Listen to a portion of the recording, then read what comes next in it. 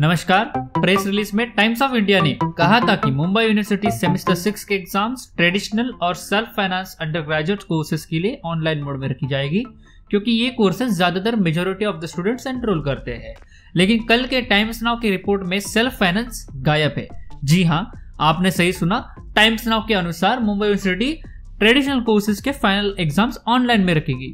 दोनों रिपोर्ट्स में professional courses के एग्जाम्स ऑफलाइन रखेंगे, ये कॉमन था, लेकिन सेल्फ फाइनेंस गायब है टाइम्स नाउ के रिपोर्ट में। सवाल ये है कि कौन कौन से कोर्सेज ट्रेडिशनल या सेल्फ फाइनेंस या फिर प्रोफेशनल में आते हैं। एक नॉर्मल इंसान इन सबको कैसे पहचानेगा? हमने पड़ताल की और मुंबई यूनिवर्सिटी के पोर्टल पे गए। वेबसाइट में कोर्सेज की भारी भक्कम लिस्ट तो मिली, लेकिन कौन से कोर्स किस कैटेगरी में आते हैं ये कहीं नहीं बताया गया है। स्टूडेंट्स को यहाँ भी कंफ्यूज कर दिया गया है। बीएससी, बीकॉम, बीए वाले तो खुश है, लेकिन सेल्फ फाइनेंस वालों का क्या? हमने कुछ यूनिवर्सिटी के प्रोफेसर से पूछा और बीएससी आईटी बीएमएम के बारे में जानकारी ली। कोई बीएससी आईटी बीएमएम को सेल्फ फाइनेंस बता रहा था तो कोई प्रोफेशनल बता रहा था। अब कॉलेजेस के प्रोफेसर यहाँ तक कंफ्यूज है, लेकिन मुंबई यूनिवर्सिटी का ऑफिशियल सर्कुलर अभी तक नहीं आया है। सर्कुलर कहीं ना कहीं से लीक होता है, लेकिन ऑफिशियल वेबसाइट पे नहीं आता।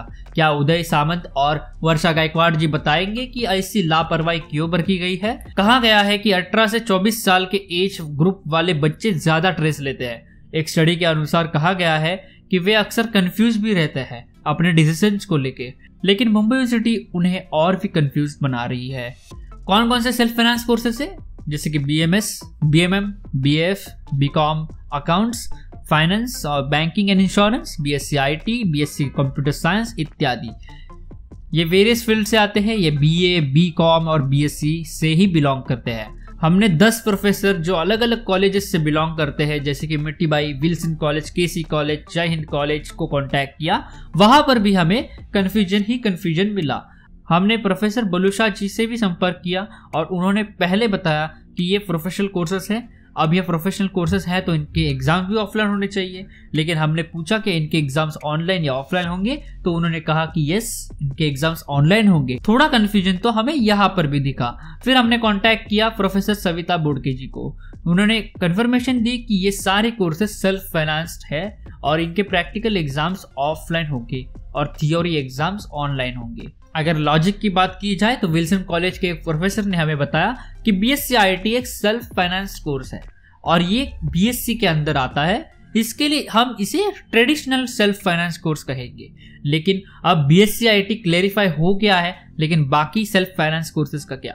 इसका स्पष्टीकरण यूनिवर्सिटी को देना चाहिए था। सर्कुलर लेट हो रहा है और पता नहीं कब उदय सामंत जी नींद से उठेंगे और पब्लिश करेंगे।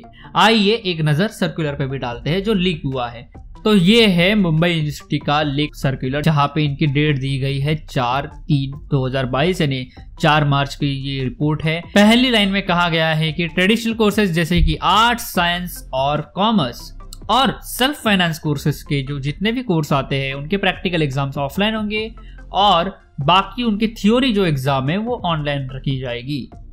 यहाँ पे नीचे ये भी बताया गया है कि सेल्फ फाइनेंस के साथ ही आर्ट्स, कॉमर्स और साइंस के सेमेस्टर 2 वाले एग्जाम्स जो है वो 50% एमसीक्यू और 50% डिस्क्रिप्टिव टाइप रखे जाएंगे। उसके बाद चौथी श्रेणी में ये कहा गया है कि आर्ट्स, साइंस और कॉमर्स के सेमेस्टर 2 और सेमेस्टर 4 इसकी टाइम टेबल यूनिवर्सिटी जारी करेगा। इनके भी एग्जाम 50% एमसीक्यू टाइप और 50% डिस्क्रिप्टिव टाइप रखे जाएंगे।